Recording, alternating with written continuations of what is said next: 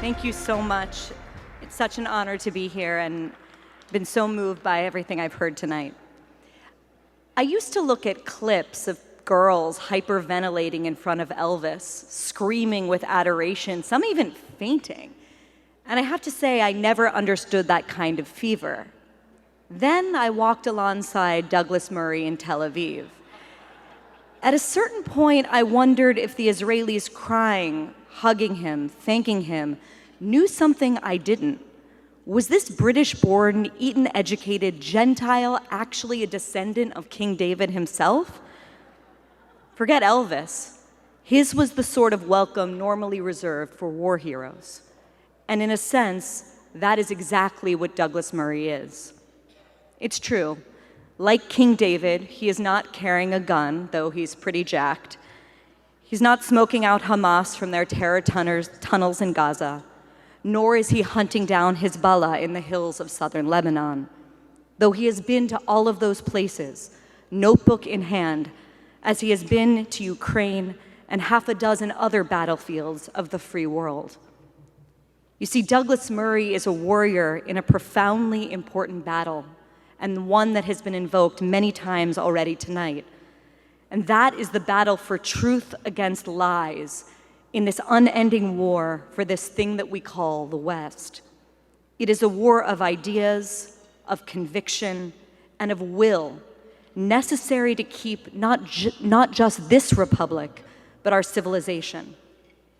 That was true of Douglas before October 7th, as anyone who has been reading his columns and his prophetic books, especially The Strange Death of Europe, for many years can attest.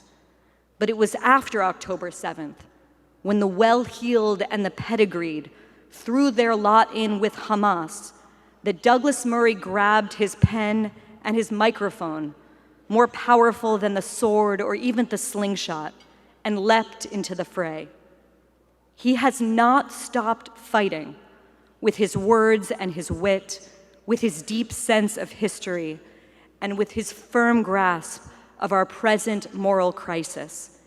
He has brought down, almost single-handedly, the moral monsters and the pseudo-intellectuals, the justifiers, the operatives, and the liars.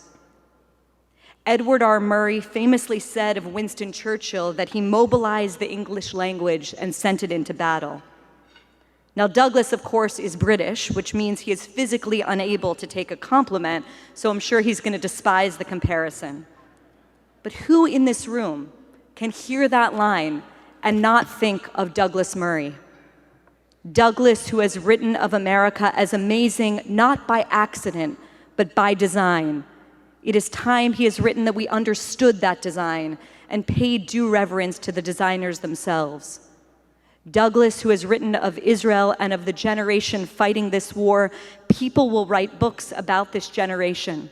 And the best thing about it is that it should tell us that there is a better way. Anyone who feels down from spending too much time with people in America should go to Israel. And you will see that, among other things, the people who thought the next generation of Israelis just wanted to party were wrong. It turned out not to be an either-or thing. You can fight for your country and your people, and you can still dance. The weeks and months since October 7th, 2023, have been very dark ones for the Jewish people and for all of those who value life and the civilization that values life. They have been dark days for anyone who understands that Israel's war is our own, and that the people fighting that war are on the front line of the free world. Douglas has put it this way: Western civilization is based on the legacy of Athens and Jerusalem. What is being attempted by Israel's enemies right now is the philosophical and cultural equivalent of burning the libraries of Alexandria, and not in a metaphorical way, the real thing. So many of our supposed friends just do not get that. And so we have had to look hard over the past year and a half for the light. And we have found it. We have found it in Douglas Murray, the brightest beacon of all. How lucky are we to have a man of unbreakable courage who understands that he is fighting for something that is so fragile. How lucky are we that he takes that job so seriously in such a silly and unserious time? How lucky are we to have a champion of truth in what Auden called a low, dishonest decade? How lucky are we to have Douglas at this moment when the West's most insidious enemies are our neighbors, teach at our colleges, serve in our legislatures, and edit our most famous newspapers? Some might think that the tide has now shifted in favor of those who want to preserve the miracle of liberty. Maybe that's true. Or maybe the moment will be fleeting. We don't yet know. What we do know is that we can count on Douglas Murray.